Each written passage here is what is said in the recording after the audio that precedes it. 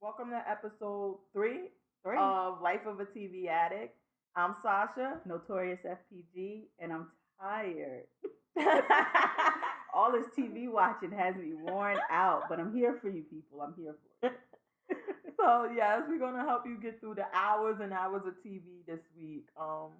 So Let's start with Housewives and get these heifers out the way. wait, girl, did you? Okay, everybody, I just gotta let you know we both come with prepared notes, and on the top of both of our lists is Housewives of Atlanta.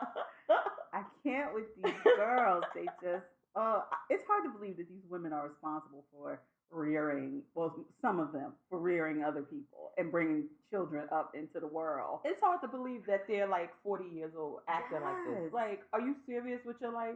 Oh Are my you goodness. serious? I just, So, I give them some background. This week on Housewives, like everybody's doing on the reality shows, they want glamping. yes. Um, Roughing it the first night and then going into a cabin or whatever as we go. yes. And our girl Marlo shows up in 5-inch stilettos. The tightest outfit I ever seen in my life. And flat tummy tea gas problems. Yes. I was like, is this chick serious? I can't sleep with anyone. I have gas problems. I'm like, Oh goodness. And then she has to walk all the way back to the cabin to go to the bathroom. in these hills. And it was like, what type of a dick? This is why I think that she's not holding the peach on the show. Right. Because you're doing, which I love people who do the most on some of these shows. Oh yeah. But you're doing too much. yes. Because now it's, they're trying to bring that aspect of reality to the show. It's not real that someone would wear 5-inch heels to a campsite. It's not like you weren't told this is what we're gonna be We're doing. going camping. This is where we're going. We're gonna be roughing it one night. The problem, I mean, they're manufacturing for her because the fact is Marlo is always dressed nicely. I don't know Mhm. what her house looks like though. How did she get reintroduced as she's gonna help Sheree pick out furniture and Oh no, Marlo House was nice. Really? Yeah, Okay. she keeps those sponsors on standby. but Girl. is this what she does? Like what does she do? What Okay, exactly? I She don't think I have know no what she job. does for a living. She's It involves Tommy. old white men. Oh well. But She's Real Housewives Tommy, because R.I.P. Because she's Oh just, no, this girl working. Well, Knees, working and back, twerking. look, back, knees, she working. Those Oh, so Chanel she's like a bags are- Nicole. Okay, so she's like a Nicole, the one Nicole Smith.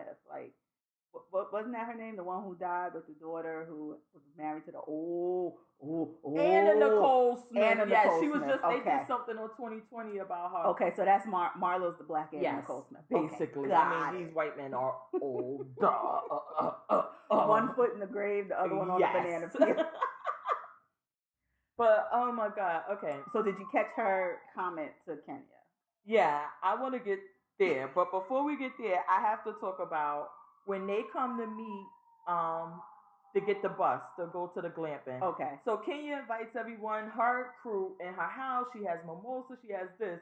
Sheree literally sets up a picnic table on her porch with no banisters again, and said, "Oh, y'all could come here and open up the store-bought muffins and this and that." And I'm like, "Is this chick serious?" It looked like a 6th grade bake sale. Yes, on her front porch. I'm like, is she serious with her life She's right very now? serious, and she couldn't invite him in the house because Chateau never gonna be finished. Still ain't done. What the? Bravo has cut the check. She's back on the show. But Get she this was so shit done. far. She was so far behind. That's just I'm A banister. when we got to the end of this episode and it said still coming on the season of, I don't think we're gonna see a completed house until the finale. And that's when Kim Zolciak is gonna make her you know how there's always a big event at the end for them to do this is what this one's doing. I think this is gonna be Sheree's unveiling of Chateau. Oh Sheree is my gonna be God. the finale. That's when Kim Zolciak gonna come in and throw her tea and her shade. And then it's going to be coming up this season or Don't Be Tardy. And that's it. Because I'm not here these for that. heifers ain't got nothing going on. I know you're not a fan of Candy and Todd, but I do like my Todd. And I've been seeing them. Apparently, they've been going to a few events this weekend. So they've been on Instagram a lot. Candy's body is looking amazing, I have to say. I mean, I'm sorry. I know Dr. Curve stay busy, girl. Stop. I don't think so. I really it looks very natural. Her boobs, she might have got a little plumped up or lifted or something because they were looking greased up and immaculate. But the thing with these girls is that down there, now everybody's gonna have this perfect shape. Mm-hmm. I listen. If you get in surgery, I really don't. That it's not an issue. It's what you do. But to set this unrealistic goal that everybody that after you have your baby, your body is gonna be big boobs, flat stomach, big butt. Now her body may look like that because when I had not the last one, the one before that, when I had him, I mean, I looked better than before I started. Right. This time not so lucky. Sometimes you gotta quit while you're ahead. But these body shapes that they have, right? I don't know if she had surgery this time, but I'm sure she had it at some point in her life. Okay. Just say, hey, I had. But I could see her having it after Ace because she was more of a woman of a certain age with this baby, and the snapback may not have come as naturally as it would have after Riley because the booby saggy, right? And so I could see her getting. I mean, when they take the baby out, just tuck that right there. Tuck that in a little bit. Ain't nothing wrong with that. But I'm not here. I'm so not here for I'm not here for Todd. So I know. And then we see next week coming up that Portia tells her that he's messing around with girls in New York and here and there. And honestly, I don't trust much that comes out of Portia's mouth. After she asked, was the Underground Railroad under the damn church? But I believe dumb and being a gossip are two different things. We know the girl is not the brightest bulb on the Christmas tree because she also said something about there being 260 some days in a year. In a year, yeah. So we know she's not smart, book smart. Oh, and you know that the rumors are rampant about her going to she doesn't go to Dubai, she goes to Nigeria. And it's basically like a hooker or what's a nice word for hooker? That was supposedly her when she got the Bentley from or something. The Rolls Royce. And that's how she got it, and that they go over here on these trips and the guy pays and then they're there and they do whatever and then they leave with a bunch of money. I don't know that offends me though. I mean, like, girl, you gotta pay your bills some way. I mean, I'm saying if you have to go to Dubai and poop on a man's chest to get paid because that's what they're into. Who are you hurting? Who are you hurting? I'm just saying. Just make sure my money is not in whatever the Dubai denomination is. I want it in dollars. Make sure it's American dollars. Convert that shit before I come back. But only thing I guess my issue would be is stop lying about, because when that season, when the rumors were rampant that's what she did. Mm-hmm. She had the Rolls Royce, she had the big house. Right. And this season, you see that the Royce is gone. She has, I think, like a Benz or something else. Right. And now she's getting a condo or whatever. And it's like, maybe it wasn't true. The problem I have with these women, and this is as a franchise in general, is you claim to be friends when this is my friend Kenya, this is my friend. Now Portia and Kenya, no, they ain't never gonna refer to each other as friends. But then when you're sitting at a table, all you can talk about is, I know your business, you don't know my business. I know all your tea, you don't know my tea. Why are you trying to one up each other on who knows more dirt? But then when it gets to Bravo reunion time, y'all want to be, well, this is my friend. Y'all got to sit on the same couch and all of that. Like, just say from the beginning, we don't like each other. We're never going to like each other. Or it's going south, like Candy and Phaedra. It's just, we were very close. And it's not going to be that way anymore because of this, that, and the third. Well, now I guess they are like co-workers, basically, they become. Because, I mean, for the first time, even though we all know that everybody's getting paid to be on these shows. Mm-hmm. I mean, come on. Yeah. But this week I was watching Married to Medicine, the reunion, and one of the girls, her and her husband have tax issues, and she says, somebody makes the comment that your husband is working a lot to pay that debt, and she's like, oh, I'm contributing also, and they're like, well, how? She's like, we do get paid for being on this show, like the checks come in my name and this and that, and like Andy kind of like cringed a little. Yeah. But it's like we know they're getting paid. Do, Andy. They're getting paid. It's not a volunteer. So, exactly. So it's like, and I guess she put it out there like, y'all like my coworkers. Right. So let's be clear. Right. We're not friends. Mm-hmm. We're coworkers. Yeah. I go on the trips with y'all. I do certain things because that's how I earn my check. Right. And I think that's the same thing with the housewives. It's like, would Candy be with Portia, Phaedra, Kenya, Sheree? Absolutely not. Right. It looks like in most scenes she can't even stomach them. Mm-hmm. But this is how we get this check. And I think that's the difference when you watch. I know you're not a fan of the OC, but when I watch OC, Beverly Hills, those girls. Beverly Hills I am. These hoes got money. They had money when they came in. It's not new money. It ain't, you just hit the lotto and we hood rich money. Lisa Vanderpump got, yes. But wait, it is long and strong money. They had a reunion, the Beverly Hills Housewives. These how rich these hoes are.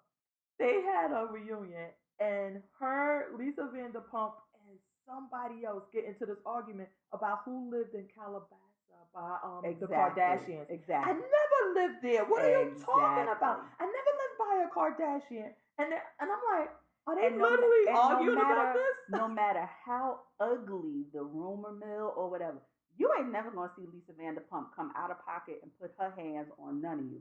Because she is not risking her money that don't belong to Bravo for a civil suit or nothing else. And that's where I like watching the comparison, because Real Housewives of Atlanta is just loving hip hop. Atlanta. It's like they will get physical, we know. Mm-hmm. They don't have no problem with tugging off a wig and doing all of that. Beverly Hills is like, no, we don't do that. Like that's what they do over there. Yes, they basically frown. I mean, if you were to hit somebody or throw something, the whole group would turn on you like, oh my God, and they would clutch their pearls. And there wouldn't even be no anger management. Do you have a certificate? You're gone. Exactly. Vicky Gunders, she is not trying to hear that. She is the OG of the OC, as she likes to call it. She was there from season one. Day one. Started the franchise. I used to watch OC because that was the only one. Yeah. It started the franchise. I used to watch OC, but then I think the last season I watched is where the girl. Remember, there was one girl. She was a single mom, and she was living in a townhouse. Right. Things. A townhouse. How ghost. And she found this rich man to marry, and he made a ton of money, and they had a wedding, and then she was off after that. It was like her goal all the time was to find a rich husband. Yeah. And she worked towards that goal. I appreciate if you like with Cardi B, with Emily, Fabulous's girlfriend / baby mama, we will not speak of her. She stole my husband. I'm sorry. But anyway. But when you come on these shows, have a goal in mind. How you going to prosper this 15 minutes to being able to not have to do it? And Cardi B is a perfect example. She's gotten to the point where I came on you not knowing my name. Why did I have anything to do with this? And I don't even need your love and hip hop money no more. And I don't want it. And Emily was there for that, one season? It was just to get recognition for Fab to be like, okay, I'll wipe you up so you can stop telling these people our business. I was about to say, Emily and Cardi are different. Emily was on there because Fab cheating just got out of hand. Right. Like, she had a goal though. She was like, I'm everywhere. So she like, I'm gonna go on here, try to get me a check and show him I'm not just a dependent that he claims on his taxes anymore. Mm-hmm. And then I think that after a while he was like, oh, come back. Like you gonna keep crying. Look, you gonna keep crying every season. Come back. Come on. Damn. Girl, but take another baby. When so you got a goal, like stick to it. She had her goal. Her goal was to be on her own, or you going to acknowledge me. Wait, so you think if I go on Love and Hip Hop and I cry enough and say Fabulous left me, he may drop Emily for you. You never know. Mona, call me. You may have to have another baby though. Oh fuck! I gotta lock it. So whatever. But at least this one will be fast. So. He'll help pay for all of us. That's the point. You got to have a goal. Set your goal. This is why I don't be winning. Hoes be winning because they focus. And look at me. They think. See, we think they are losing at life. But they're winning. They be winning because they have a purpose and they serve their purpose. And when the purpose has evolved into something past that show, cut it off like a cancer. Peace out. Exactly. I know Cardi B. She was on the Breakfast Club and they said like, "What if they gave you $10 million?" And she like, at this point, no, I would have to turn it down. She was like, because I don't want to be the girl from Love and Hip Hop, and I don't want to be put in these situations anymore. And this is one of the reasons why I love Cardi B. Because she's entertaining, she's funny, but she's also intelligent. She's also about her business. She also understands what the brand. And I mean, you got to give it up to the girl. Yeah. I mean, so I think when you hear her talk, people assume certain things about her. But if you can come into a situation and work it to the best and pimp it, I got respect for you. Well, when we get on Love and Hip Hop, we should talk about that because I want to talk about how, and I've talked about it before, but how Mona has now become the hoe. And the cast are the pimps. I mean, it's real. Yes. Okay. Because well, let's finish with Housewives and then we'll get to... Well, I'm really done with Housewives. Oh, no, I wasn't. What did you have that you wanted to hit? I wasn't here. I wasn't here for Marlo's thirsty read of Kenya. Okay. Her read was...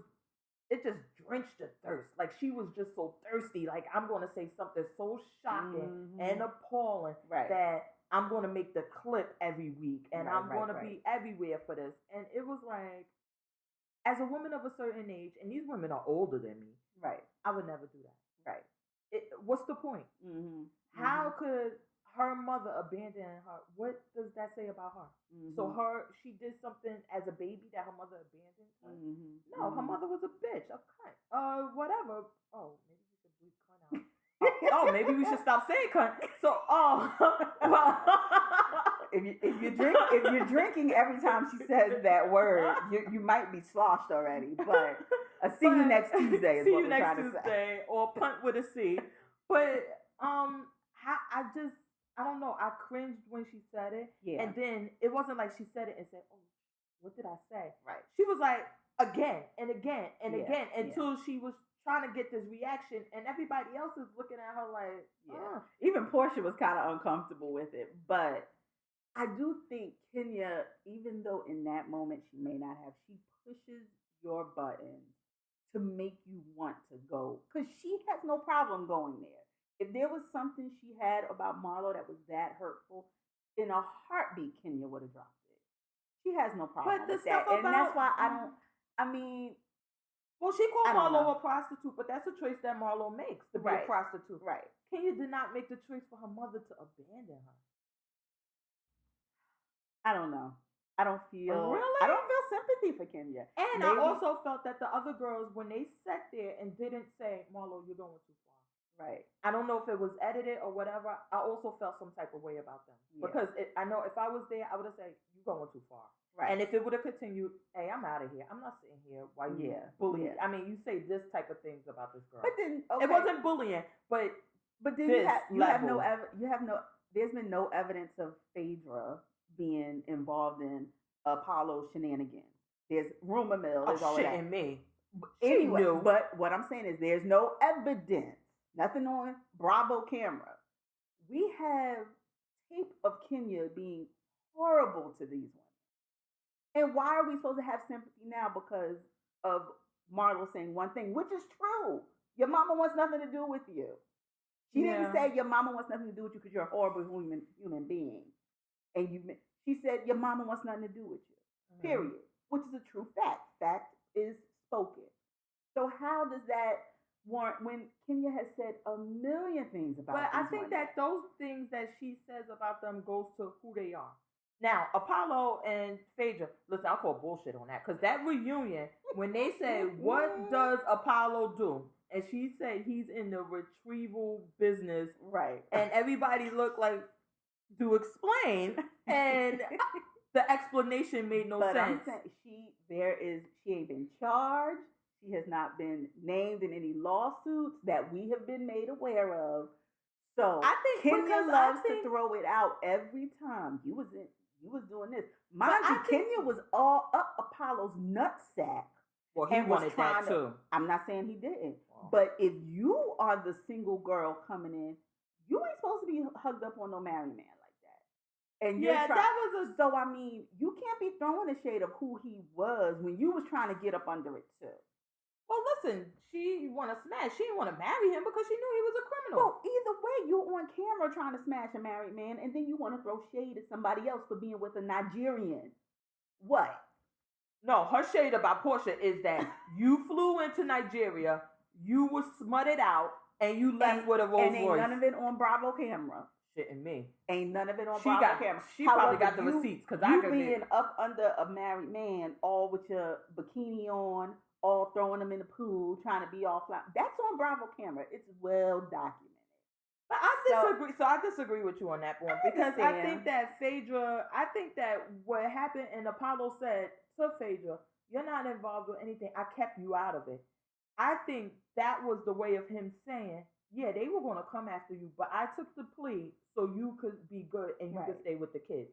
I'm so sorry. I'm so sorry. I think Phaedra knew. I think she didn't give two fucks. I'm not saying she didn't. And I think she was so concerned with keeping that facade up that she just overlooked it. But it's documented on Bravo cameras. Phaedra lying about how many months pregnant she was. Right. Phaedra lying about divorcing or not divorcing Apollo. Phaedra, Mr. Chocolate, she was sending the pictures to and texting. I mean, Apollo literally pulled out the receipts. Like, the proof is right here. Right. I mean, so some of that stuff is okay. Portia, with the comment about the Nigerian, Portia showed the receipts. If you're saying your whole thing is, and she never said, but why do I have to? Well, because if you feel some type of way, show the receipts. But I don't have. That's the thing. I don't know.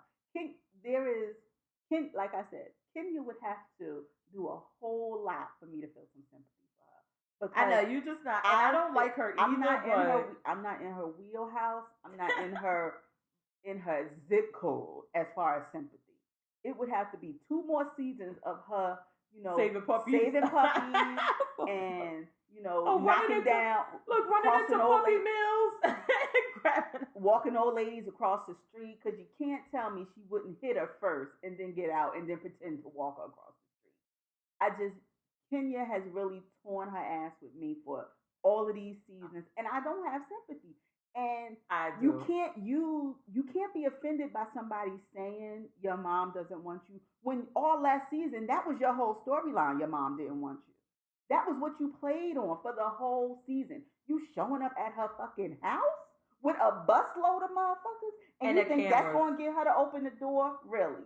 I ain't wanted to talk to your ass in 40 years. But you showing up with the camera and a busload of people who I don't know, except for that one motherfucker I fucked, that's your daddy. You really think that's going to get me to open the door for you? Well, I felt like, in my opinion, now, of course, I didn't agree with that because I'm like, listen, come on, this is for TV. If you haven't spoken to her in 40 years, why would you show up with the cameras and this and that? And maybe in her sick and twisted mind, that would get her to open. She would open up because she doesn't want to look bad on camera. Right. And she's like, no. And then for her aunts and them to then turn on her also saying, why did you even go to her house? Mm-hmm. And it's like, I don't know. Her mother is her mother's a special kind of, because abandoning your child like that. But yeah, I don't know. I mean, that's nothing I can co-sign as far as her mother's action. But so then in the same token, she had a loving family. Her aunt raised her. She raised her equally with her own children.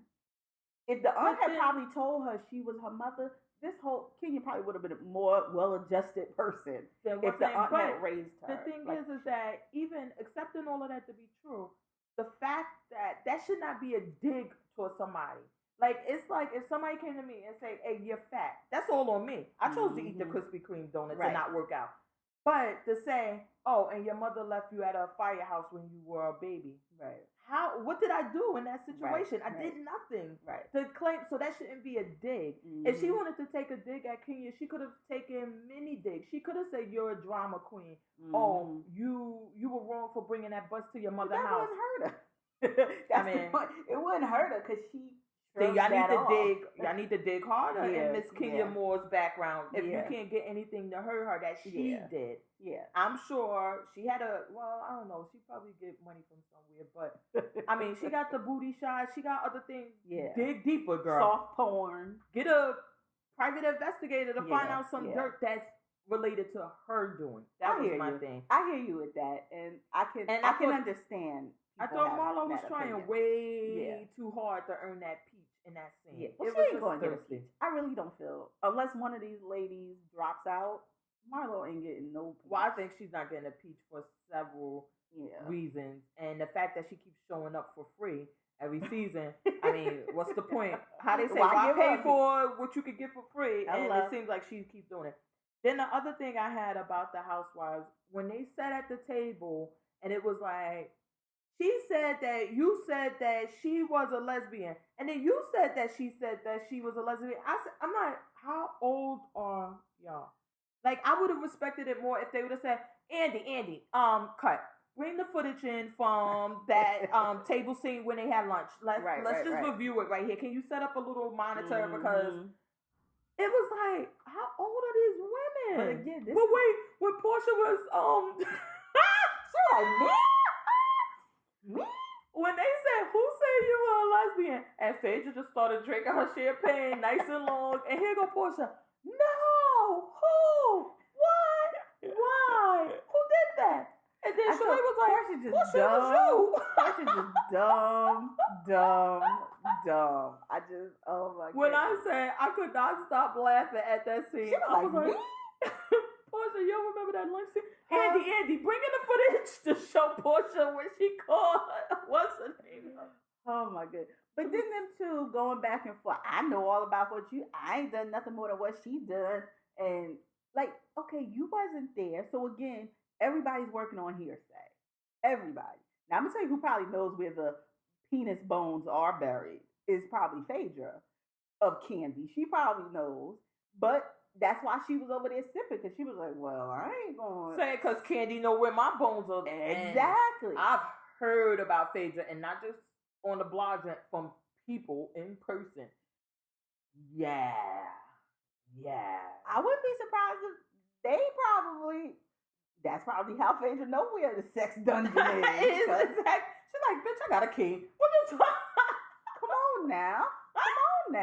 Let's just keep it real. Oh my God! So, I go down there on the rag. I don't know. I didn't like that, and I definitely don't like Sheree just trying to be the gossip monger, and be a. And well, like you Portia, know why she's like doing Portia it, said, because she needs. You brought back all the bones.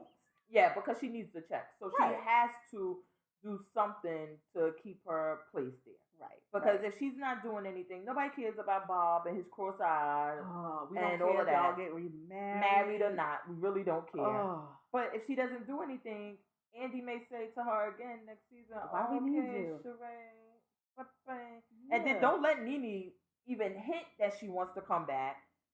They'll be like, listen, Portia, Sheree, we had your contract, but Nene, we heard from a butterfly on a wall at the petting zoo that Nene may want to think about coming back. So we're going to put that shit on chill until she makes her decision.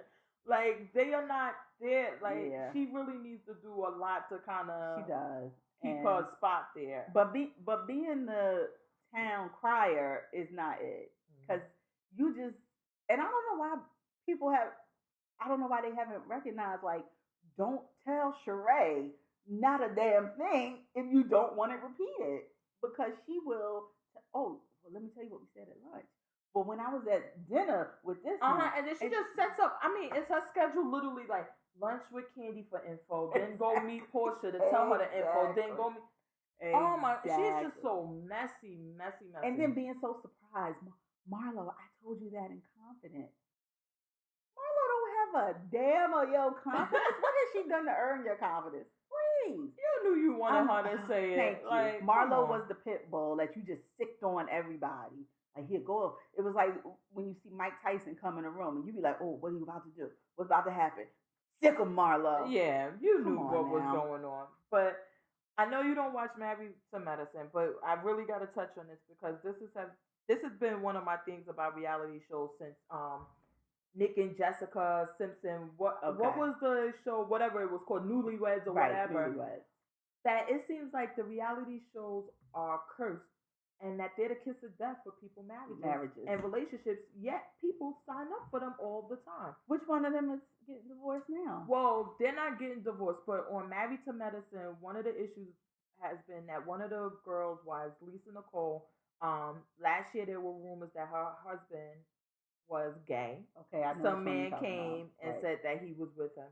Then that he was cheating with strippers at a strip club. Right. A stripper. Now, isn't that the one this season that was trying to get pregnant? Yes. And because I remember I saw the episode with one of the, I don't know which doctors, it was Dr. Jackie, was talking to her and said, you know, babies don't save marriages. Yes. And it seems like, and he admitted, he said, out of the 9 years we've been married, I've only been faithful. I've cheated for 5 of those years. Damn. Yeah. So, I mean, and she's on this, and every week they're literally just taking digs at her marriage. And then he couldn't come to, they went to Hawaii, and he couldn't come for the first 2 days or whatever it was.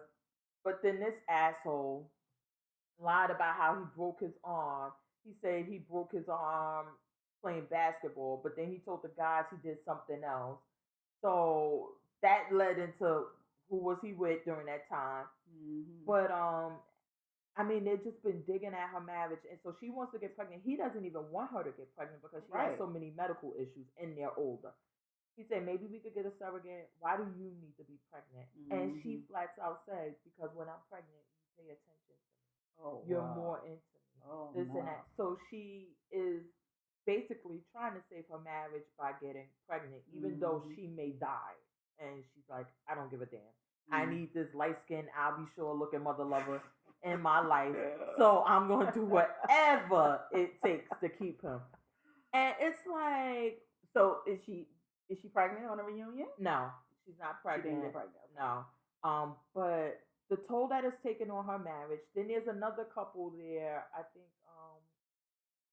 Quad, who's oh my God, whatever. These wigs that she wear, they make me cringe. Because now the girls get wigs with parts built in them. But if it doesn't match your skin tone, what they do is try to put makeup and stuff to make it match. But it always looks like, what is that? What is that? Is something crawling on your head? Yeah. And her husband has been asking for a baby forever. Yeah. And he's like 50 now. Yeah. And she's like, yeah, not this year. Yeah. And then she's out in the club with Future and all of that. And you know how that shit ends. Ooh. Future will get you pregnant if you don't know. I was about to say, Future will bag your chick in no time. So and Purple Rain. And then send her home with a doggy bag. Ooh. What? Oh my God, he lives his lyrics. Where he said, I F your girl and some Gucci flip-flops, he ain't lying. And it's like, why would, I don't know, why, but they still sign up for these shows. And it's like, look at your, like the toll is taken on your marriage. And I mean, is it a kiss of death for a marriage? I don't know. I rarely have seen, even, we spoke about the OC. Yeah. I think everybody that was on that first season has been divorced. Yeah. And it's like Tamara, we watch her get divorced and get remarried. Exactly. And it's like Lisa and Ken going strong now. Lisa and Ken. Well, I think because they have a marriage that's, I mean, they come on, they had to be married for 75 years. Yeah. He's like 150. Get alone. Get alone. I think that they're different police, but I'm just like, when I watch them, the only marriage that I'm kind of hoping this Jinx work on is, I hate to say it out loud. Go ahead and say it. I knew you was going to say that. I hope that Miss Portia brings the receipts. They got married on the show, so I'm hoping.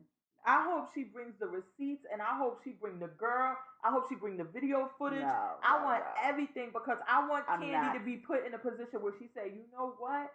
I would have kept you, but I gotta get rid of you. You just bad. I don't think so. I'm sorry to disappoint you. I don't think it's gonna happen. Oh, I just want that to happen. I don't know, because at first I was rooting for him. I liked him.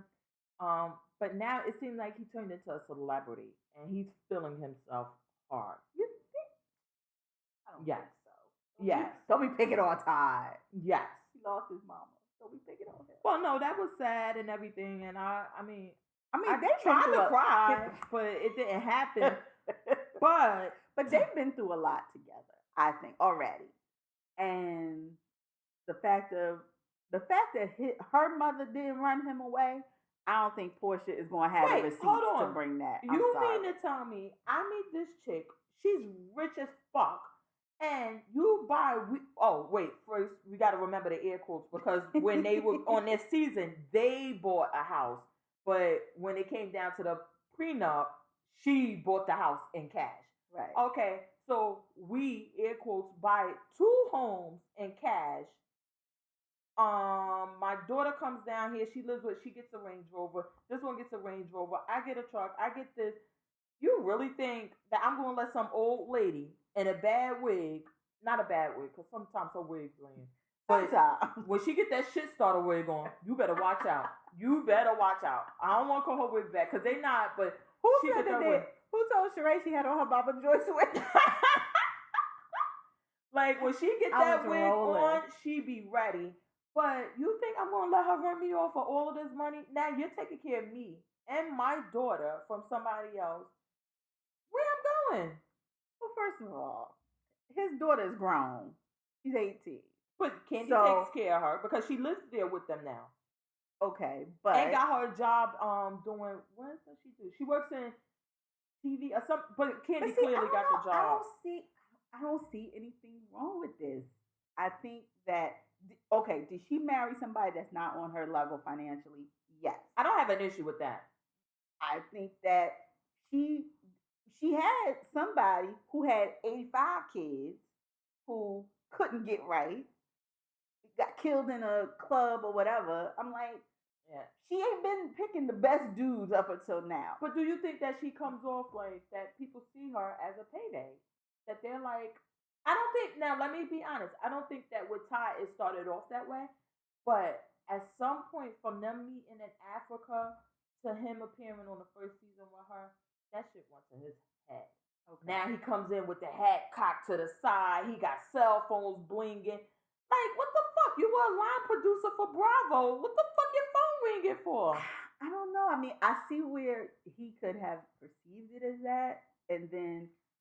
I don't know. I still feel like there's a genuine connection for the two of them, though. And I feel like it took probably some humbling of himself to get with her, because I would be like, ooh, she got all this money. She got all these Grammys. I'm feeling a little intimidated. But not if you're a gold digger. You're feeling like, if I was I'm a line, like you said, I'm a line producer at Bravo. You think this is the first pussy I had access to? These are alternative facts. I don't know what the fuck. If he was a line producer, I just thought that sounded good to say. So I said it. I'm just saying, you really think this is the first rich pussy I may have had access to? I'm a single father of probably 16-year-old at the time, who I did not know about. So, yeah. So, I mean, I don't know. I don't feel like it was born there. No, I don't think it was born out of it. But I think it got that way because. But maybe that was Candy. We don't know if that was Todd. No, Candy may have wanted to make him feel like, no, but we shared this. Well, no, she said, and she's still smart about her money, because I'm sure she still signed a prenup. Oh yeah, she got the prenup. And if I gift you a car, what does that mean? We're here in Atlanta. You're my husband. I want you to not be driving that fucking Prius around. But I don't think it was born out of that. And I think that she owns it, because she's saying, like, I want you here with me. So quit your job, do this or whatever. And we saw him struggle with that. And just because her name opens a door for him. He's not Mr. Burris. The fuck he ain't. He didn't take her name. And just because my name Todd opens a door because I'm married to Candy, it don't mean it's going to stay open, because he had that show that you heard one season and done. Divas or... Oh, no, they had like 2 seasons. They had... Is it still on? Shitting me if I know, because I wouldn't watch it anymore. Exactly. Because, wait, let me tell you why I stopped watching it. Her name opened the door. But let me tell you why I stopped watching. Because him and another producer from... Real Housewives of Atlanta, and then he was also the producer on Love and Hip Hop Atlanta, Carlos King. Okay. They had the show, and then when it came time for a reunion, you had fucking Todd in a suit in the audience interviewing, and it was like, what the fuck are you doing? Okay, but sometimes I like my reunions like that, because I have questions. that the commentator is not going to ask because the commentator is trying to be their friend. And I need you to But go out in the audience who and was ask the commentator? I don't even know because I didn't see The it. other producer. Oh. It was like, this is, what the fuck? You want to be a celebrity? Like, why are you But there? I mean, if my name is, if you see me as executive producer, and it's not that I want to be a celebrity, but the higher ups at the network were probably like, okay, we need to put your face out there. No, he probably said, in my contract, I must appear on 2 episodes because I want people to know Candy does not take care of me. And then what the fuck you got paid for that? $30,000? Candy like, oh, go put that in Ace piggy bank or something. That. No, she like, put it in the piggy bank. What are we gonna do with that shit? I can't even buy a pair of shoes. Get. See, I see Candy and Todd are like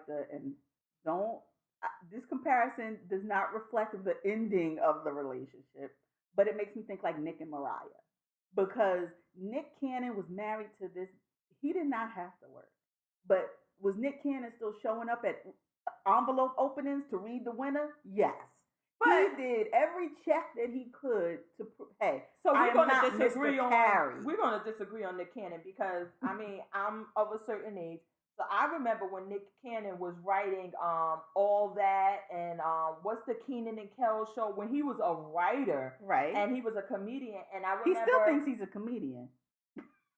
Okay, let's all hold on. Let's all hold hands and bow our heads for Nick Cannon's comedy career. Whoa, but somebody tell him it's on life support. And then he quit the fucking America's Got Talent because one damn year at Howard, and he done lost his damn mind. He wearing turbans. He just going crazy. I can't with him with that. But I felt like Nick Cannon was a man in his own right, and that you did because you knew what he did. Do you think Mariah Carey's fans really felt that way? Of course they did, and she had tons of fucking money, and she got plenty of shit for marrying him. But look at the guy. Look at the guy she's with now. Because now I watch Mariah's because girl, Miss Mariah, she does the most, and it be everything for me. I love it. I love it. I love her walking around in the hills. I love her acting like she's cooking, stirring a pot. She knows she don't know how to cook. She got 15 chefs, but she still do that shit, and I'll be here for it. I love it. Love it. But look at the guy that she's with now. He was one of the dancers. This is her type of guy. She likes that type of guy. But that's what I'm saying. Don't front on me and tell me you're going to marry this billionaire then. And then you want to burn the dress and have this woman hear me roar moment. You was never going to marry that man. Did you hear when she told him, where's my $10 million at? And he said, bye, bitch. And she said, okay, I will be contacting the lawyers because we have the agreement that say you were going to pay me and come see me outside. Catch me outside. Catch me outside. Because he said that's the only way you gonna get that money. Because but they leaked the emails where he was really thirsty to marry her, and he was like, "I don't care what y'all got to do. I want." And she was thirsty for that $10 million. Shit, and me, I was thirsty for it too. I was sitting checking every day to make sure, like, did it go through? I'm sorry, this is so off the TV thing. Oh yeah. Come on, Mariah I just see her as such a lazy leg. I mean, I guess it's the whole thing of her just being Mariah, but I just imagine her swaying her hair across the pillow and saying, "Do me." And I imagine that too. And that's why I'm here for Miss Mariah, because that's right. And you collect. That's why you there for it until you like, well, damn, can I get a throwback or something? No, push back on it or something. Hold on. And I love the commercial she has. And then we're gonna get off of this. I love the commercial she has, and she's on the treadmill with her high heels, and they break, and she's like, "Oh, give me another one." Wasn't that MTV Cribs or something? I remember her doing that on MTV Cribs before she had them babies. She was in there with a full length gown, black heels, and it was one of those climbers, and she was doing it, and then they was like, no, and she had like 3 kitchens, like you said. They look immaculate because nobody cooks in them. No, the 15 chefs that come in. They cook at their house and bring that. They don't want to cook at her house. Please. But I'm here for everything Mariah does. Let's get over that because I don't know how the hell we got to Mariah. But she does have a show. I think it's done now. No, it was on E! Mariah's if you're lucky, it's done. Oh no, she give me life. So she did have a show. So I guess we could tie that in. And then let's just hurry up and get off of this reality TV. Love and Hip Hop's gonna take 2 seconds. I didn't even watch this episode, so that's all you. I put like sleep. Like I was literally sleep. It was so boring. Mona has now become the hoe. The cast pimps her and tell her what the hell they gonna do, what they not gonna do, and she just needs to get a new stable of hoes and let them know that I will be replaced. Wait, like how on Dave Chappelle, does Wayne Brady got a choke of her? She needs to go. Like, does Mona have to choke her? Like, you're going to go to that restaurant with no food, no drinks, and you're going to sit at that fucking table across from the girl who got 2 kids by your man. Oh, gosh. You're going to do what I tell you, because if not, and And then you're going to leave that restaurant hungry and go home and eat your ramen. Exactly. Because Mona's not paying you nearly enough. I cut the check, bitch, you better get Obamacare. But the reunion comes on this week. So Love and Hip Hop comes on Monday at 8 o'clock. The reunion comes on this week. Hopefully it will be better than the last couple of episodes because they've really been boring. So that was the finale and it was boring? Yeah. Oh my God. Yeah. I mean, yeah. Okay. Let's move on to some actual TV stuff. Okay. Are you caught up on Homeland? No. Because I checked out on Crazy Carrie, but let me get what's going on with Homeland. Just real quick. So I was done with last season, but this season has really. I said I'm gonna give the episode 1 a try. If it doesn't bring me back in within 20 minutes, I'm out. This season, it's up to maybe episode 4, and this season has really been probably one of my favorites so far. Really? Yes, it's so good. I do miss Crazy Carrie because she's well medicated right now. Oh, fuck. But we got Quinn, who survived last season, his terror attack in the gas. He's actually kind of, he's going off the deep end. So what's the threat this season? Well, so far what we've had is we were introduced to a character, Sekou, who was born here, but his family is from Nigeria, I believe. And he was preparing. No, I'm joking.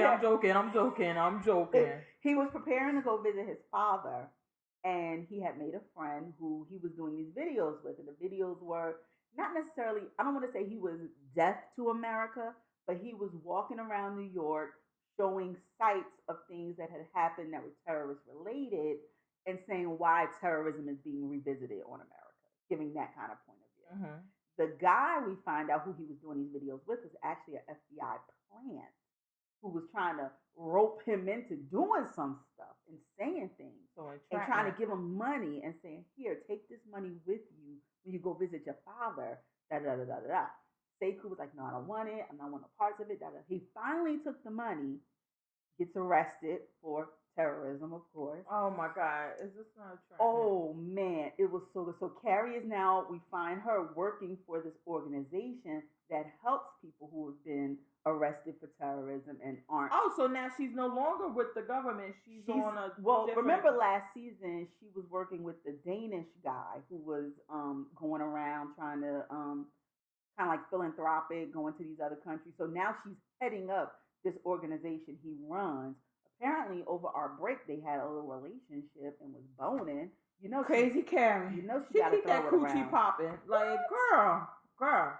So terrorist, she don't even kill you a terrorist. She give you something. Fast forward, Sekou. I'm not going no spoilers for the people who haven't watched it yet, but he does. No, fuck that. They should be caught up. If they're not caught up, then you deserve this spoiler. Go ahead, because now I want to know. Sekou was arrested. Carrie does some shady shit to get him released, and in her getting him released, he drops a video again, which was not part of his deal to get released. He had to leave the videos alone.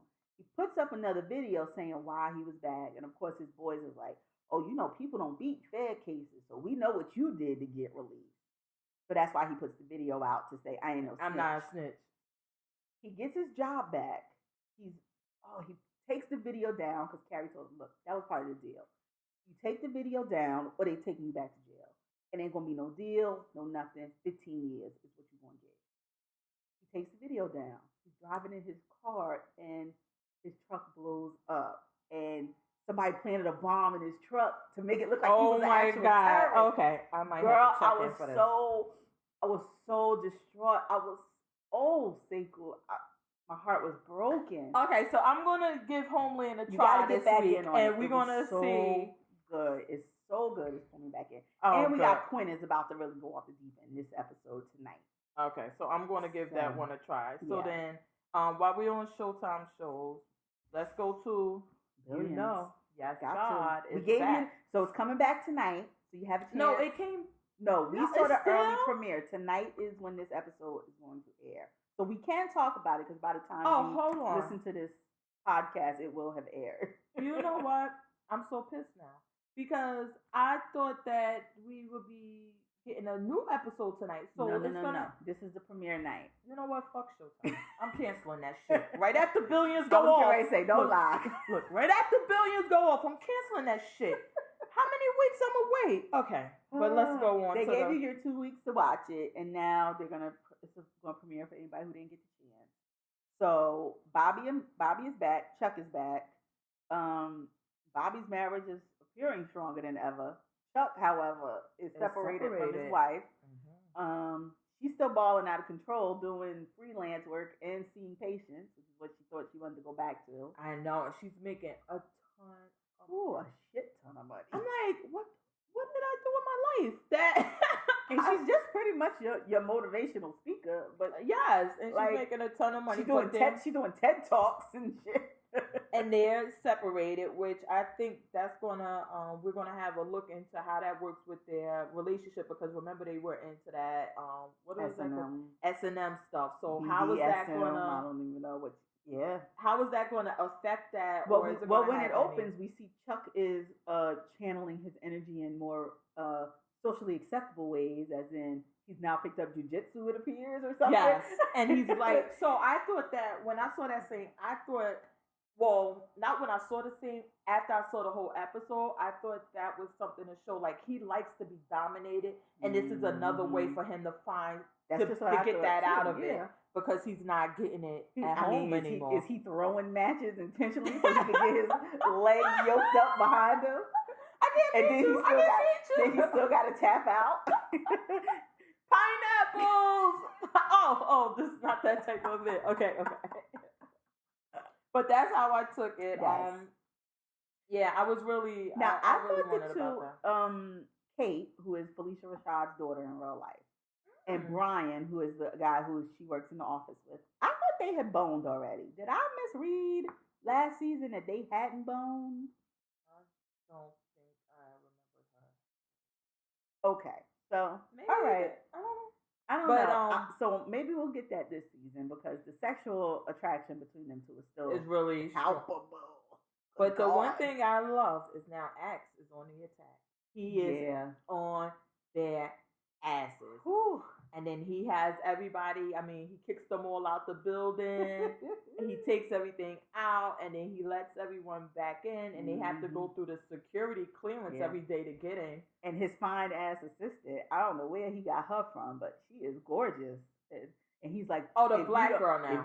If you want to talk to me, you got to talk to her first. Exactly. She got to overhear every conversation.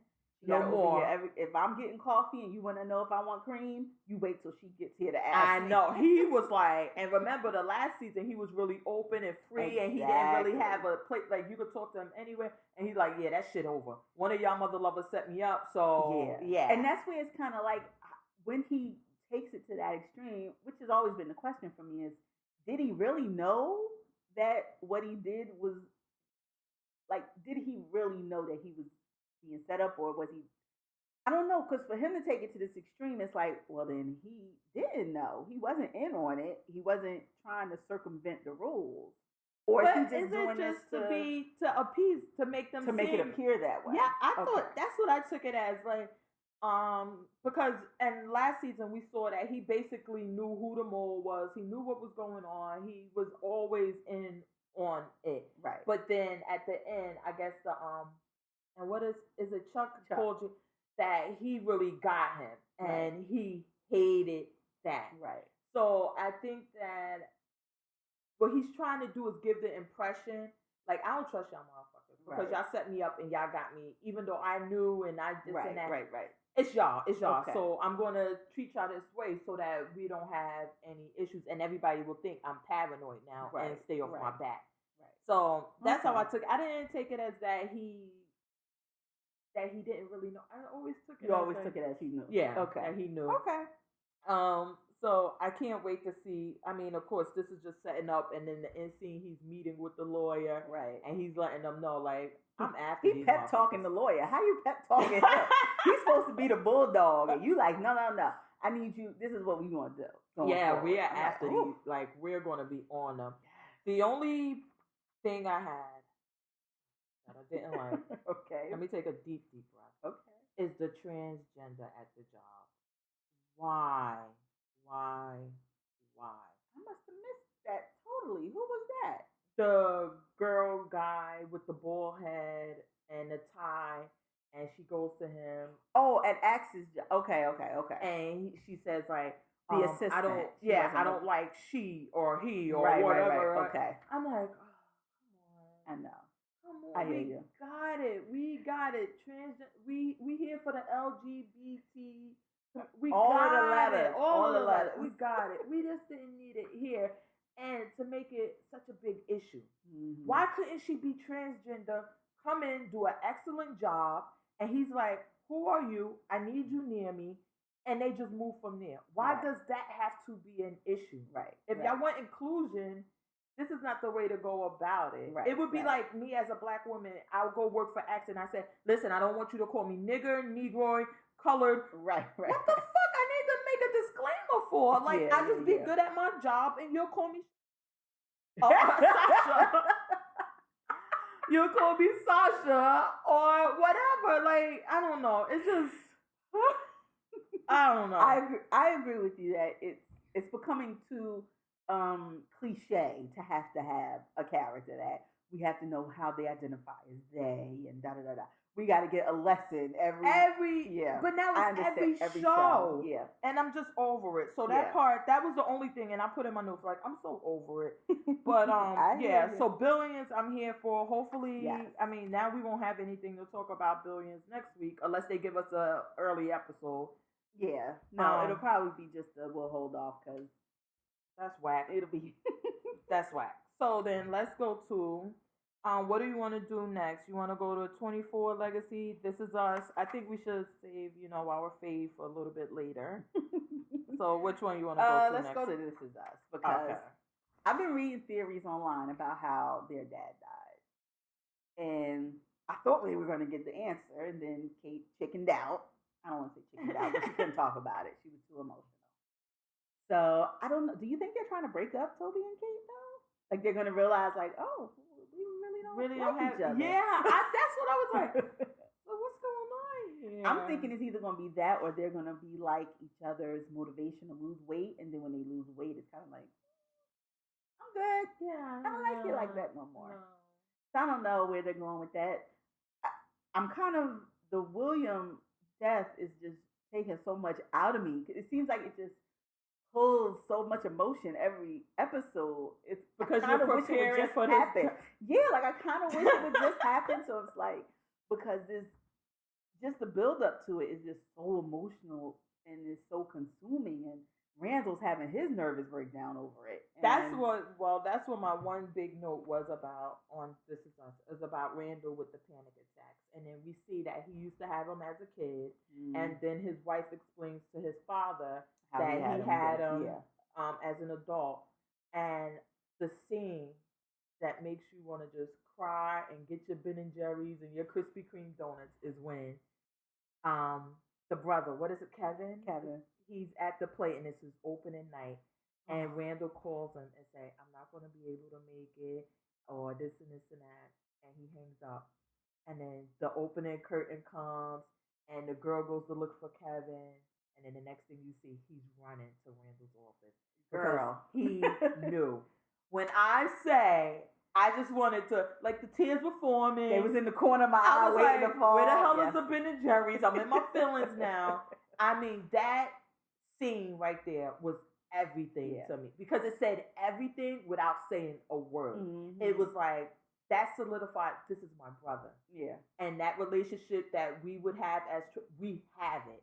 And not only that, it's just so funny that Kevin's protagonist or antagonist, however you want to view it, Miguel, was the one who brought it to the forefront because he said to him, you know, every time I look at you, I see your father. You're so much like your father. Mm-hmm. And all you have to do is think about what would your father do in this instance of your play. And then the element of Randall gets introduced of, well, play your brother.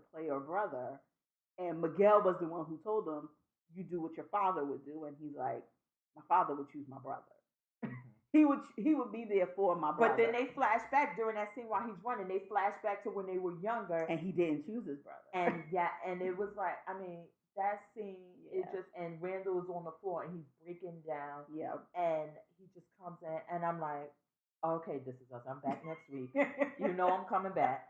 I mean, everything else in that episode, like, I don't know if I was just drawn to that story and that interaction of them, because during the previous episodes, it shows how Kevin kind of distanced himself from Randall as a child. Right.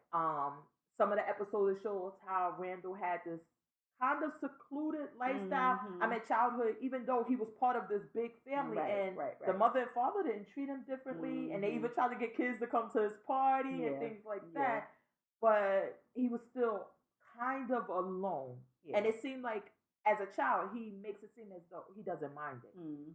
But to see that, no, it did kind of take a toll on him, and trying to overachieve took a toll on him. And these things really affected him, and that his brother does care, and they do have that relationship.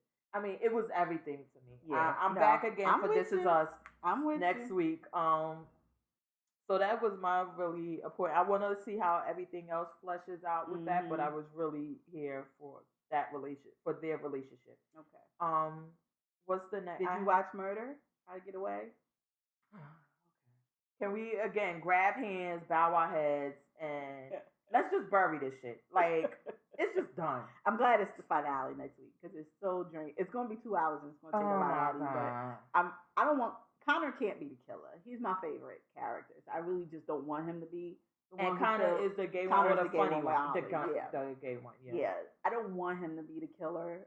So I'm hoping this is just that he was in the house. It's not he was trying to save Wes. He found him that way. Or how about we do this? Let's put all these little fuckers back in the house and just burn it again. Yeah. Get some C4, whatever you need. Because I'm just it was just like, I'm just watching it and I'm like, please, somebody put me out my misery. Yeah.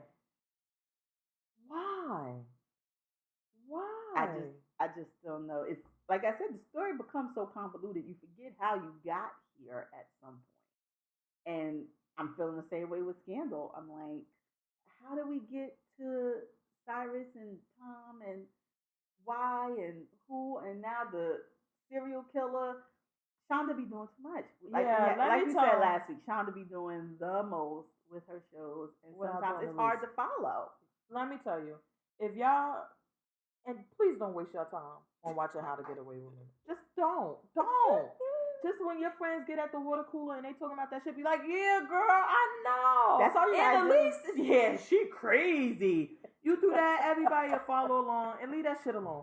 Don't waste your time on that show. Please. Oh my God, it is so bad now. It's just so bad. Yeah. And I would have loved, I would have liked for them to tie it in that Wes was somehow her son, or just do something. It's just not doing anything. Yeah. It's just like, we're just gonna coast. I'm over that. Well, let's get some levity in here. What about Blackish? Did you? We didn't go to 24-hour legacy before we leave. Okay. I gotta get the 24 legacy because So I'm on this show. She like it, man. She like it. All right. Well, the wife is about to get herself in some ish. For real. Yes.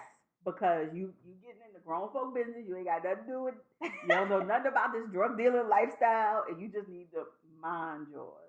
Well, it seems like she's into it because she still cares for Isaac, but I don't think she cares for him in that way, but she's like, I still care for him. Cares and for I him don't as want her him. husband's brother and probably somebody she used to be with. But And let me more tell as you, your husband's brother. I don't know if I was so in shock the first episode that I didn't notice this, but the brother's girlfriend, the black girl, and the brother, these are the worst acting gangsters ever.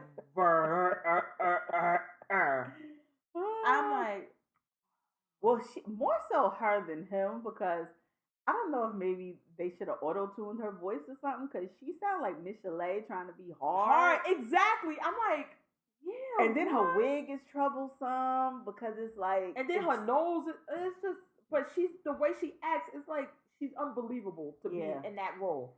I would have liked her to be. This how I would have if I was a writer, and I mean, if y'all want to hire me, I'm free. I would have liked for her to be a smart girl, maybe going to college, maybe doing this, and she's just in love with this bad guy, and then she gets into that lifestyle. There's no way you're this proper speaking. I mean, and then I hate when they try to speak what they consider ghetto or hood. Yes. And it's just like you're trying too hard. It's just unrealistic. Yeah. That she would be, and then the guy sit there with the gun. You want me to do her? And I'm like, why would you want to have sex with her? I think she like, and then I realized, oh, you're gonna. Oh, you mean kill her? Oh, okay. Like it's just bad. I was like, oh my god. Yeah. So that part, I was not. This is where 24 kind of just because it loses its focus. Well, let's not say it's jumping the shark. Let's no, say I'm not it's saying swimming with shark. the sharks. It's swimming. It loses its focus. Yeah, they could probably lose. And I loved it the last time, but this time no. You try to have so many things affecting it, and like I said, if this whole drug dealer kind of storyline works into the terrorism thing, okay, great. But again, it's something we didn't need. Right now, it looks like it. And now, before I did, I was down the road, you tell me, well, he has to go to these people, and maybe they're gonna help him infiltrate something or whatever. Okay, great. Or maybe they're gonna help him meet, like, hey, I need to meet up with this terrorist, and your drug dealing brother knows the terrorist connect or something like that. Great. But you didn't have. You could have waited till then to introduce it. Yeah, you know what I mean. That part is bad. Yes. But remember last week we discussed about whether or not he was going to be able to carry $2 million. Okay. So he had help. That was a big duffel bag, but he made it. Yeah, and so last night it's so hilarious because me and my mother we were talking about it, and she works at a big whatever, so she's like, oh yeah, let me. And she started thinking about it. She was like, yeah, with a really big duffel bag, and he's in the military, he could probably carry it. And I mean, and we saw him with the big duffel bag, and he's going through it. And I mean, how he got out of the locker room in the jail. Yep. I think he's doing an excellent job. This guy, I think his name is Corey Hawkins. He is having the best year ever. Yeah. Because now he's going to be in the King Kong movie. He's the lead actor on this show. Yeah. He was on Walking Dead. Which he can still return to because we don't know that he's dead. Exactly. Well, it seemed like he said, listen, I'm going to shoot this pilot. If this don't work out, just keep my character on. Yeah, just have me under the bridge, under the truck, like how Glenn, remember how y'all did Glenn? Just give me one of those things. So, but it's working out for him. I'm really here for him. I like the action scenes. He meets the crazy guy on the train. And then we see that even though he retrieves the jump drive or whatever from him, that no, hold on, before we go there, the kid is not dead. The kid is not dead. What's going to happen? Are they going to go to the hospital and kill this kid? I mean, the sister is all for that. Oh, of course. Yeah, she's down. She's like, yeah, we need to him. We need to do him. But she's ready to kill him. And I mean, that was the shocker. Like, that was the thing. Him stumbling through I had a Walking Dead flashback when he's stumbling through the woods. Like, I thought he was dead. And it was like, oh, wait. Yeah. So, we found him like this. Yeah. Yeah, I bet. Yeah, I did. Yeah, that's going to be interesting. They're going to have to go to the hospital and kill this kid. Because once he gets, he's going to tell. Yeah. Oh, my God. A short-term memory loss ain't going to be believable. No, you're going to have to kill this kid. Yeah, so then they get the terrorists get the jump drive from the PTSD guy. I can't remember. What's his name? Troy. Well, the guy that he was trying to get it from who stole it. Not Elliot, but whatever his name. But when they at the train station, they ambushed Corey and the other guy, and they have a shootout. One of the guys from CTU gets shot, and they go to chase down into the tunnels of the railway, and they get away from him. They get into a truck, boom, they gone, and I don't know what's going to happen. How they going to get this back or whatever. Or they just going to start activating cells. Like, that's going to be the thing. Are they just going to start activating these? We already know this group. There's one group that's waiting. The girl and the brother and the teacher. They're waiting to get activated. And they're putting their steps in motion. So what's going to happen with? And where's their attack going to be? Is it at the school? Is it at what's going to happen? I don't know. So I'm waiting for that. What was the other thing that I had about the 24 Legacy? Oh my God. Well, the only other thing is I think the girl may be being set up. Jimmy Smith's assistant. I think, we know she's being set up by Gerald McRaney, Jimmy Smith's father, but we don't know why. Is he working with terrorists? Did he just want to get rid of this girl because of ties she had? But what's going on? Why she's being set up to look like she accessed the computer when it wasn't her. It was him. I know. I was like, oh my God, it has so many, but I'm here for all of the storylines. I'm here for everything. The thing, oh my mother, only her. Only her. She's like, I don't understand how this is only 1 hour in that day because it took him 45 minutes to get there. So the rest of this happened in 15 minutes. Yes. Why you gotta be watching it, paying attention to details? I'm like, yes, that's exactly what happened. It was traffic. It's LA. Don't pay attention to the damn details. Act like you don't notice that. But I'm still here for 24 Legacy. I mean, I'm happy that I'm on to that one. That one's I'm still gonna watch it. I'm gonna finish this season because I like the guy and I want to support him. And as long as I said they get that other storyline under wraps, don't try to drag it out. Let him get to this meat. Let the meat either he die, the meat, whatever, and then we move on from there. I don't need to drag this out. Yeah, they could have tied that middle of the day. Yeah, they could have tied that in better. I don't know. They swimming with the sharks on that one. So you wanted to go, let's get some comedy, lighten up the mood.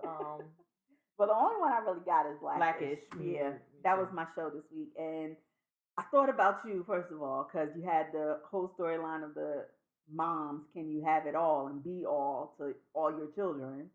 Her trying to make costumes when she knows she can't make no costumes. Her trying to bake when she knows she can't bake. And then you trying to have a full-time job and then carry a baby. But did you recognize your guy from Powerless?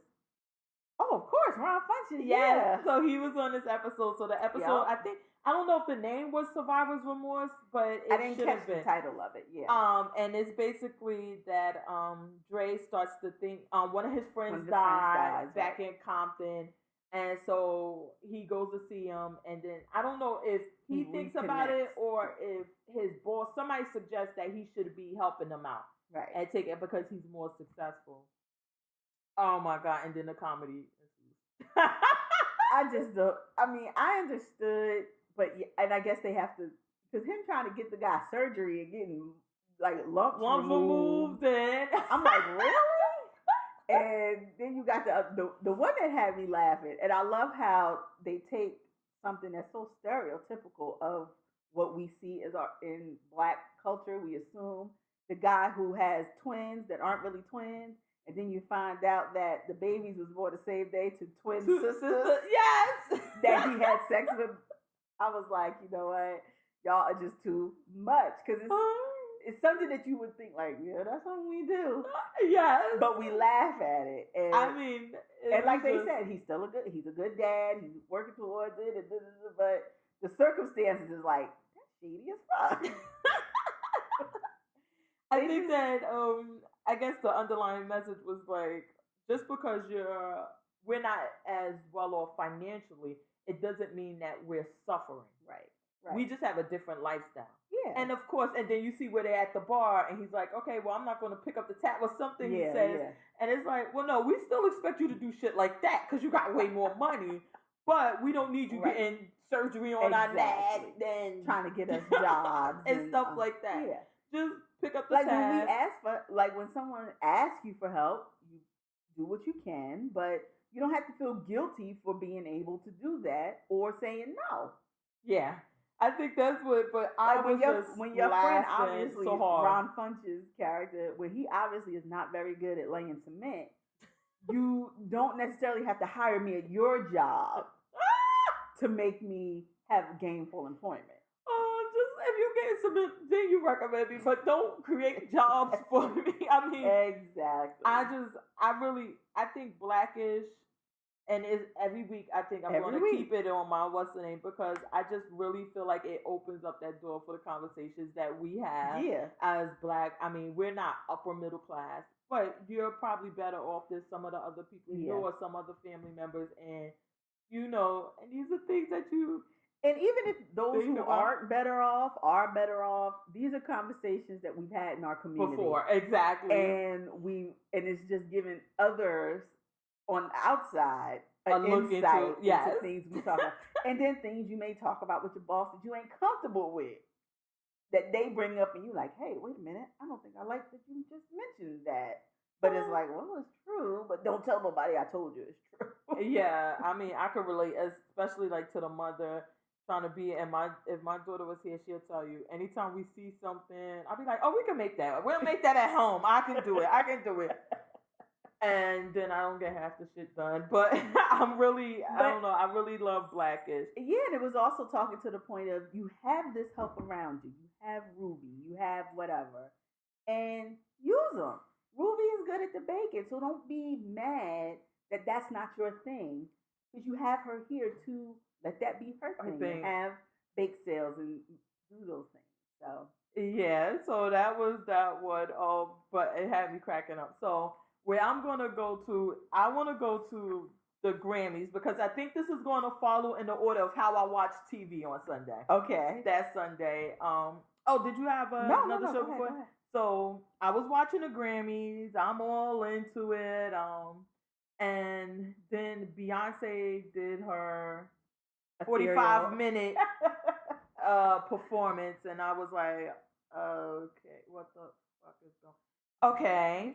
And then I think she was about to get an award or something. I don't know. But it was time for The Walking Dead. So I was like, peace out, Grammys. I gotta go.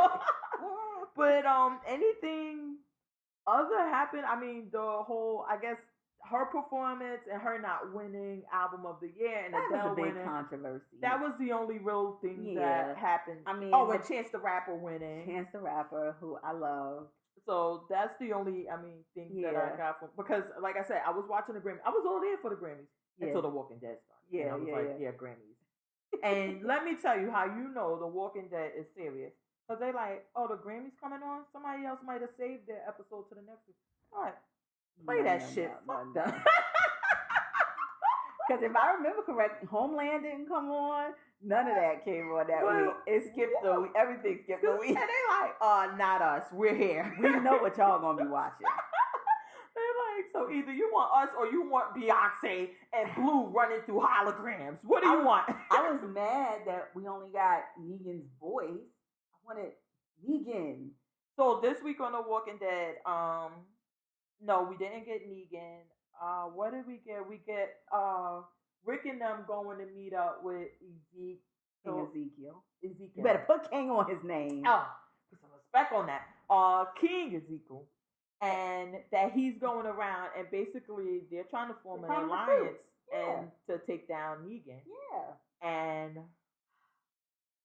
if you've read, I'm not going to spoil it if you haven't read the comic, but King Ezekiel comes to the party. Let's put it like that. He gets information. But we see why he doesn't want to. I understand his point. And I think his man is going to work on him a little bit more. And the one that rides out the horses to meet Negan and the Carol boys. And them are probably, they didn't tell them that Carol is with King Ezekiel right now. Because technically she's not with him. Right. He's just looking out for her. Right. Still, even though she doesn't need it. Right. But he continues and he sends the little kid, well, not little kid, but he sends the boy out there all the time to go check on Carol, bring her fruit and bring her stuff.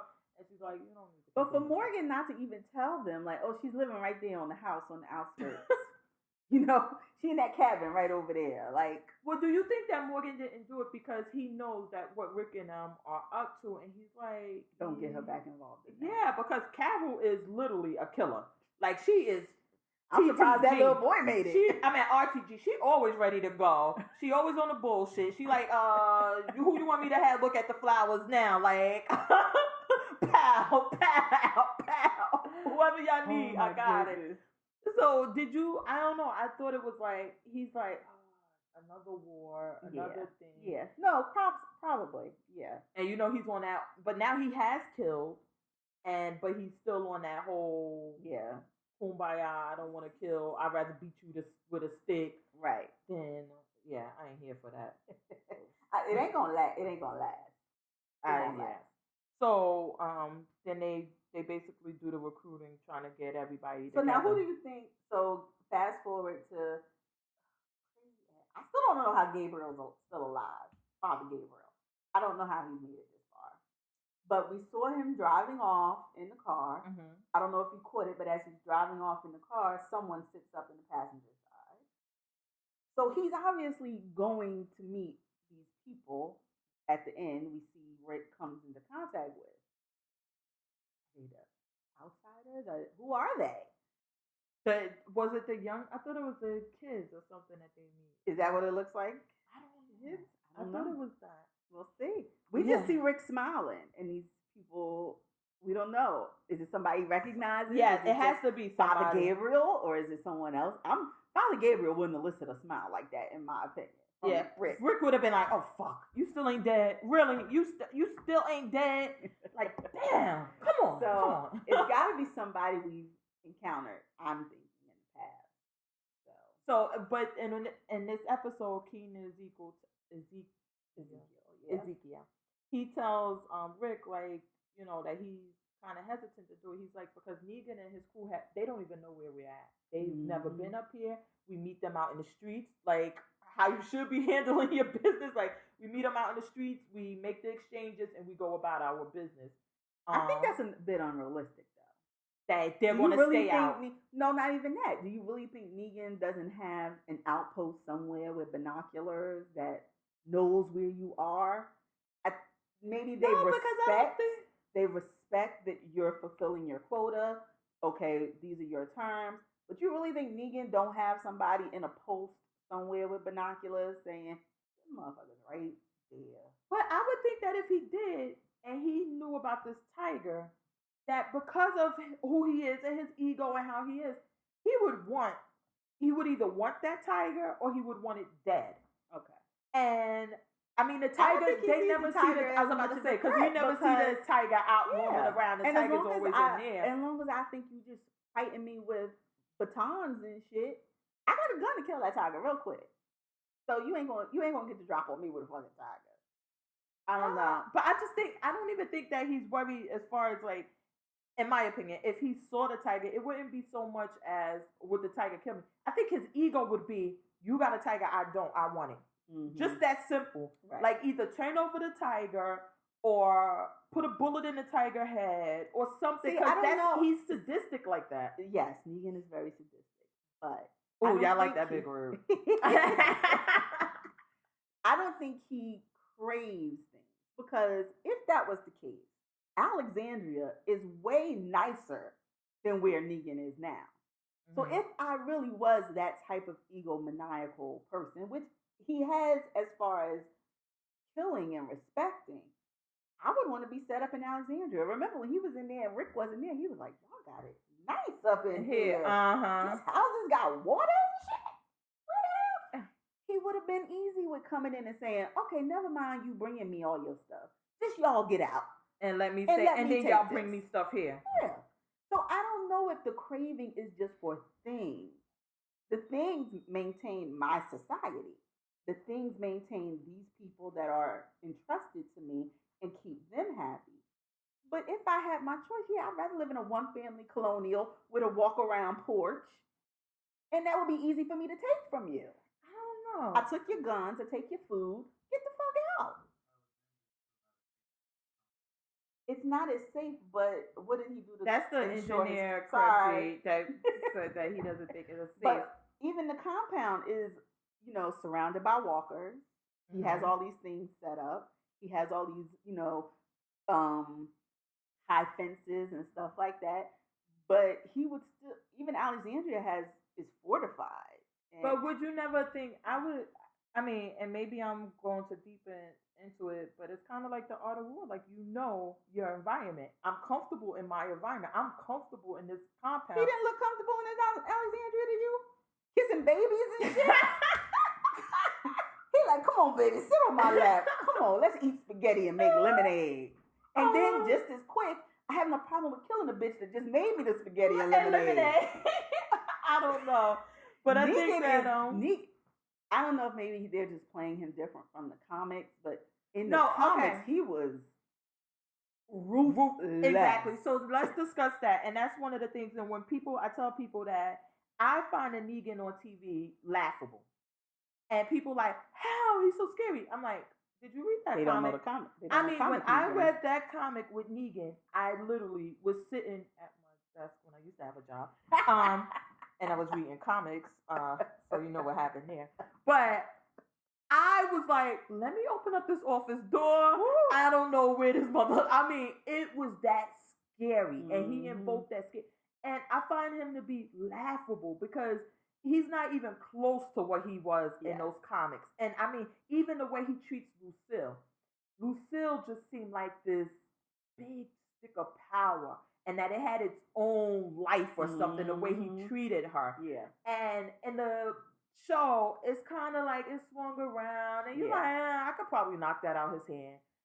And in the comics, it seemed like even if you knocked it out of his hand, Lucille will stand up and whack your ass. Like, it was just so, I don't know if it was me or maybe I'm a scary person, but I was really scared when I read about Negan. The way he was introduced in the comics and the way he interacted with others in the comics. Yes, definitely. I feel like I don't even think it's Jeffrey Dean Morgan because I think he's playing it serious, but it comes off as laughter, comical. Exactly. I think if they would have got a no name, I always pictured Negan being Hispanic. Okay. If they would have got a no name with a ponytail and somebody you couldn't tie to something else. Because when I saw him, I had just saw him on Shameless. I had just saw him on something else, and I was thinking about that. Yeah. And if he was a no-name somebody that I could think about, like, see, for me, it's not even that. It's more physical because the way they describe Negan in the comics, if he walked into this room right now, I imagine he put his hand up and be touching the ceiling. He's so tall, and he is, you know, he's well built, not fat, but like he's meaty. Jeffrey Dean Morgan looked like he needs 2 sandwiches and a cookie and some lemonade on top of it. He so just doesn't skinny, get that out of me. Like, I imagine like a Batista type. Just imagine the body type, height, the build. That's Negan to me. Just that size and pending. That's what I don't know. He's like Jeffrey Dean Morgan, it doesn't scare me because I'm exactly. Like, him and Rick look like they could literally fight each other hand to hand, and Rick would take them. Yeah, and then even when he killed the people, it was like, okay. But when Negan did that, and he was like, oh, I don't want to seem like a racist, and then he just doubled back, and you're like, I literally was screaming reading these comics, and I'm like, I'm not getting that feeling from him. Yeah. And then even the way, I mean, they touch on it somewhere in the show, but in the comics, how he treats the people who live on his compound, and he does this little mind thing with them, but he also let them know, because I'll kill you if you don't want this option. Yeah. And it's not said, but it's clear that you don't really have an option. And in the show, it kind of seemed like it's their choice, and he's giving them, and they're scared. But you're like, well, what are you scared of? Yeah. But in the comics, it's clear of what you're scared of. Yeah. And they show where he burns the guy's face. I mean, it's just all of these things. And that guy, I mean, in the comics, he plays a big part, and I'm going after. I don't know what part he's going to play on the show. Going forward, we don't know. Oh my God, I just wish it was more with Negan. Yeah. I really want him to be the bad guy. And not to give anything away in the comics, but this shit can't end like it did in the comics. I need Negan. No, I agree. And Lucille stuck together. Even the governor, like visually, the governor that we got in Walking Dead looked nothing like the governor in the comics. Mm-hmm. But the guy and the way he played him, he invoked that. He invoked all the things you felt when you read the governor. Mm-hmm. Looked nothing like him, but he played it, and the acting and just the tone of his whole voice, like I'm calm till I'm not calm. Exactly. Like I'm local. Yeah. Like, and I don't know. I would like, and Walking Dead the TV show does this more than I think than the Walking Dead the comics.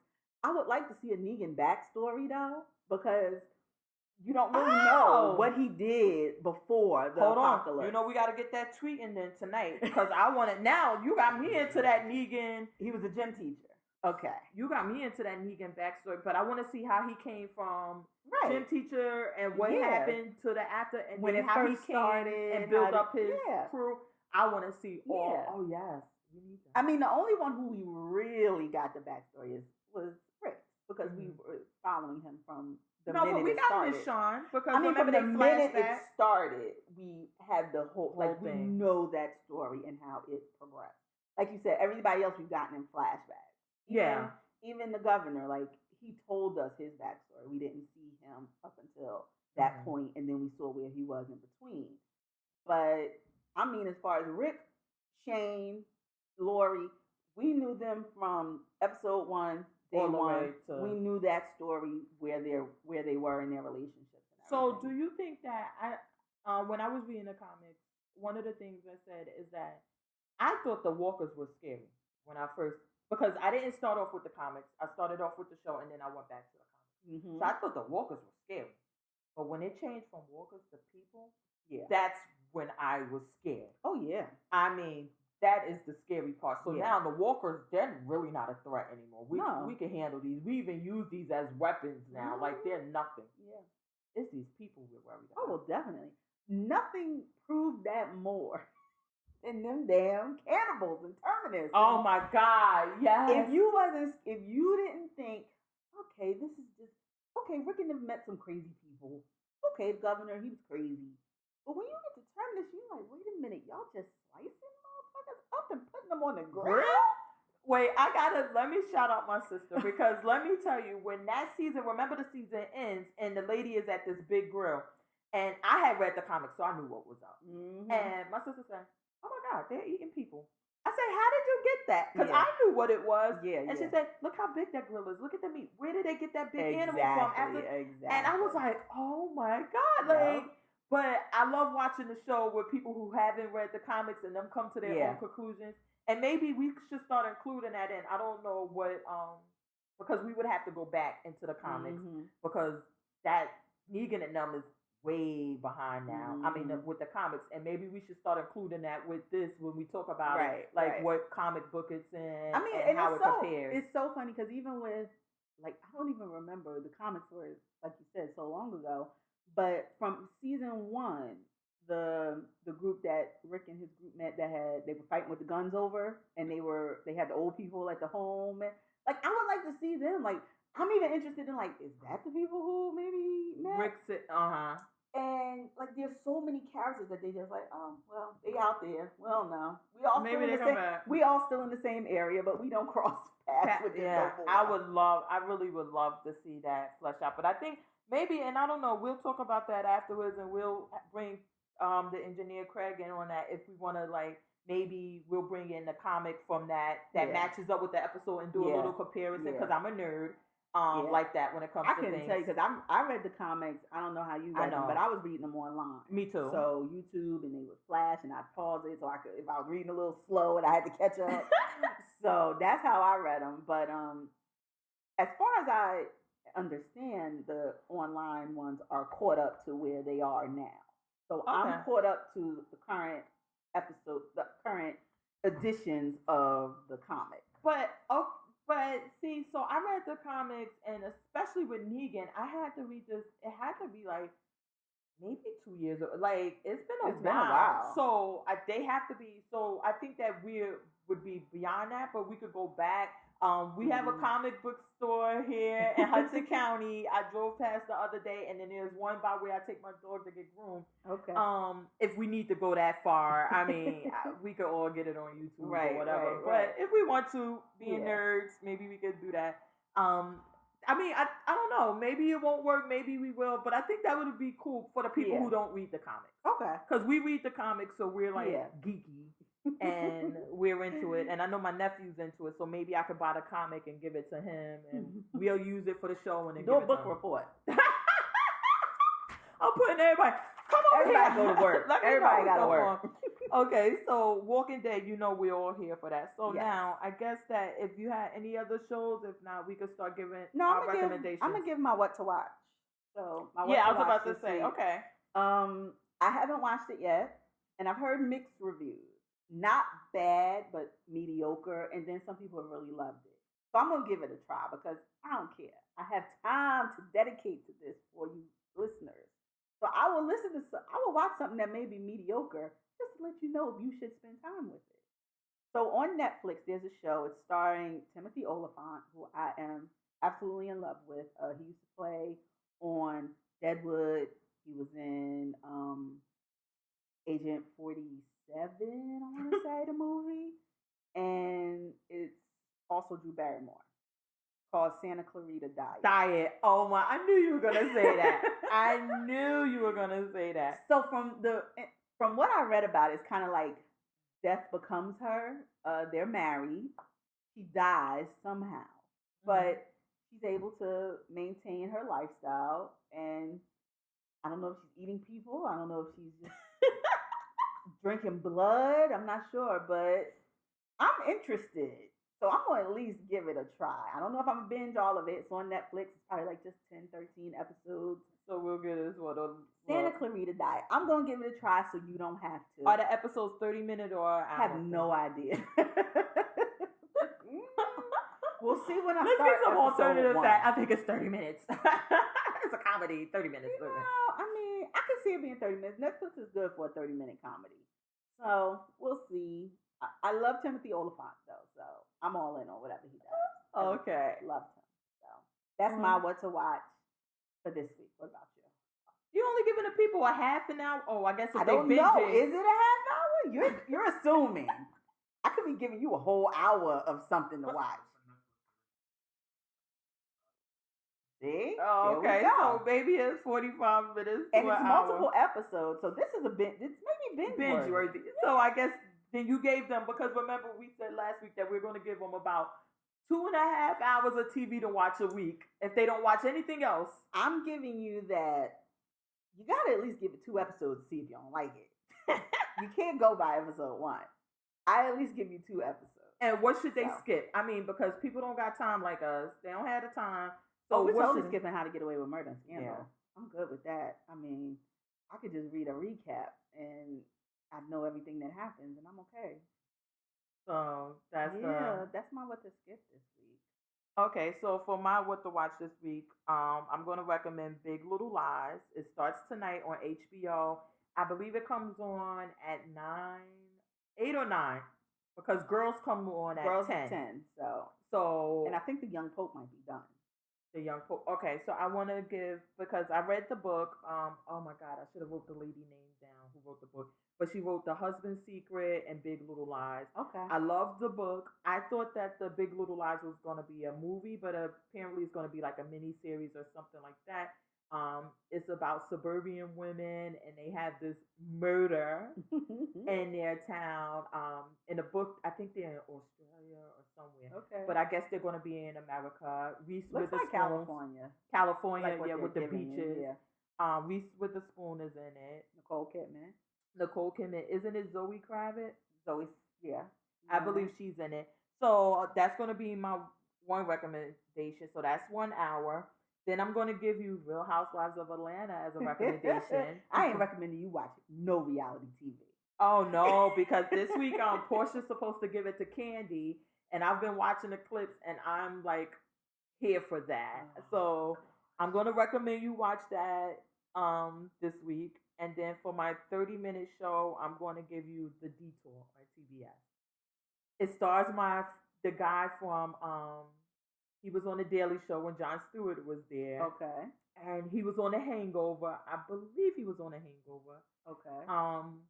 And it's about him and his family going around traveling or whatever. Oh. In the middle of the night. I haven't even seen no commercials for that or anything. Really? I see them all the Oh. time. I think. I hope the show called the detail. Listen, these alternative facts. I'm just in love with alternative facts because it's like you can say whatever. As long as you say alternative facts. But in the middle of the night, the other night, I woke up in the middle of the night and it was on, and I could not. I just could not stop laughing. So I want y'all to give that I'll give it a try. Try the detour. And then what not to watch? I'm here with FPG. How to Get Away with Murder. I'm sorry that ship has sank. Is over. Don't waste your time. I think next week we're not even going to discuss it. Let's be clear though. It's kind of like a car accident. If you've been watching it, finished up this season. Oh yeah, because it's 2 hours and it's the finale. If you've been watching it, finish up this season because you'll rack your brain if you don't. If you have not been watching it, just keep staying away. Yeah, keep staying away. That's all. Binge it. That's all we're saying. If you have been, finish it by all means. You will want that closure if they give you that. Oh, and none of us, we didn't put The Walking Dead on the list, but I think it's clear by now that's always that you should be watching The Walking Dead. If you don't, don't talk to us. Don't talk. Yeah, don't even make eye contact with us. So I guess we're gonna about to sign off. You want to give them your Twitter? Notorious FPG at Fat Pretty Girl on Twitter, and I'll be watching The Walking Dead tonight. Talking Dead, Real Housewives of Atlanta. So hit me up on Twitter if you want to talk about it. Okay, and I wrote down my official Twitter because I guess I was giving the wrong one out for the first 2 episodes, but whatever. The alternative facts.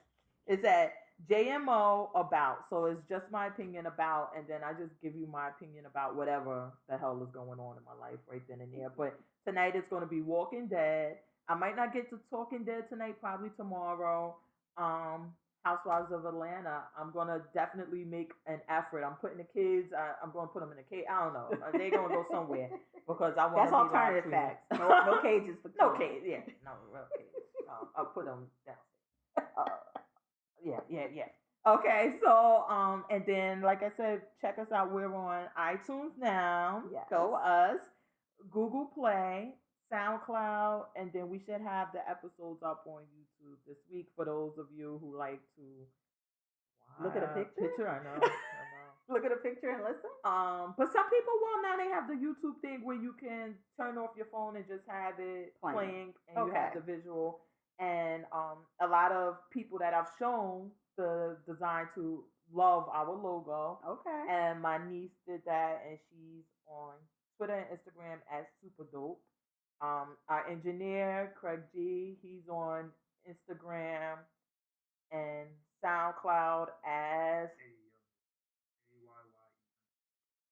Okay, so you can hit us up everywhere. Please leave comments. If there's a show you think we should be watching, please leave a comment on the YouTube page. And I think SoundCloud accepts comments telling us what you think we should watch. Hit us up on Twitter. We want to get you guys in